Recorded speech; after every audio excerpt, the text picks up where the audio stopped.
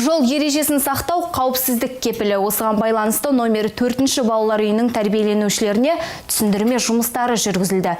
Қауіпсіздік шараларына Шымкент қалалық полиция департаментінің қызметкерлері қатысты. Балаларға заң талаптары туралы түсіндіріп, абай болуға үндеді. Елімізде жол көлік апаты мен жаяу жүргіншілердің жол ережелерін бұзу фактілері күн сайын тіркелуде. Олардың ішінде 18 жасқа толмаған балалар да бар. Оның бірден-бір себебі мектеп оқушыларының жол ережелерін жетік білмеуі дейді тиісті мамандар. Осыған байланысты полиция департаментінің қызметкерлері түсіндірме жұмыстарын жүргізіп, апаттың алдын алуға ұмтылуда. Осы балалар үйінде жыл басынан бастап бекітілгенмін. Қазір бұл 4-ші балалар үйінде 86 жасөспірім тәрбиеленуде.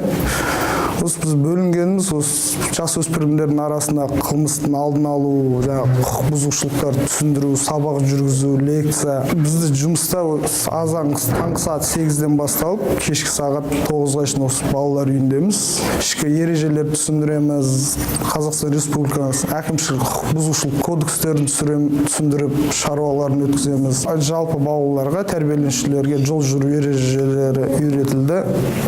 Және де бағдаршамнан майда топқа, кіші топқа бағдаршамдар мен белгілерді түсіндірмелік жұмыстар жүргізіліп, жолда қалай өтуін, жол жүру ережелерін қалай кесіп өтуін, және де белгіленген жерде кесіп өтуін, айыппұлын, қай бап екенін түсіндірмелік жұмыстар өткізілді сабақтар ашық түрде.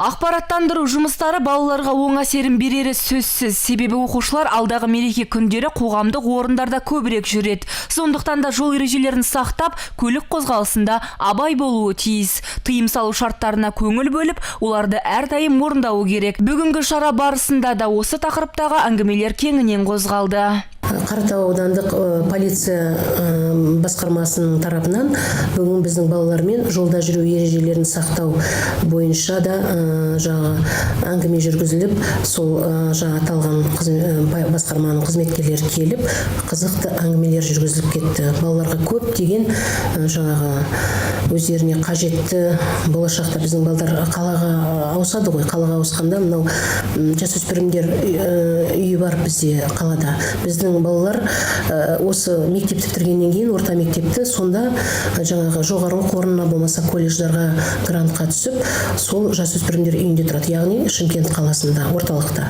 Бізде қалаға жатамыз, дегенмен біз қаланың шетіміз, сондықтан ол өте қажет нәрсе деп ойлаймын. Біздің балалар үйіне әр түрлі тағдыр тәлкегімен түседі балалар. Мысалы, өздеріңіз білесіздер, тек қана толық жетімдер емес, бізге сондай-ақ ата-ана қамқорлығынан айырылған балалар да келіп түседі. Сондықтан олардың мынау жүйке психикасы өте сондай травмированный. Мысалы, мынау жалпы орта мектебіндегі балалар сияқты емес, олардан өте ерекше басқаша. Сондықтан осы әңгімені мен Ералы Мұсайұлына айтқанымда, бізге осы жасөспірімдермен жұмыс жөнінде инспектор қажет деп. Ол кісі бұл проблема емес деп, ол мәселені шешіп жәрдем берді. Құдайға шүкір, міне қазір бізде балалардың тәртібі де дұрысталды, көп ілгерілеушілік бар. Инспектор әрдайым келіп балалармен профилактикалық әңгімелер жүргізуде, қылмыстың алдын алу бойынша тек қана әңгіме емес, балалармен бірге әртүрлі іс-шаралар ұйымдастырылады. Осы орайда соның нәтижесі болу керек, балалардың Құдайға шүкір ұрлық деген басқа мәселелер, төбелес деген ондай мәселе жоқ. Шымкенттегі нөмірі 4-ші балалар үйінде 86 оқушы тәрбиеленеді. Мұндағы қызметкерлер балалар тәрбиесінің өте жақсы екендігін айтады. Үнемі қадағалауда ұстап, заң талаптарын түсіндіріп отырады. Жолда жүрудің қағидаларын ескертуде естен шыққан емес. Сондықтан да балалар арасында заңды бұзу оқиғалары тіркелмеген. Жанар Дарханқызы, Абылайхан Айдарбеков, Айға қоғамдық телеарнасы.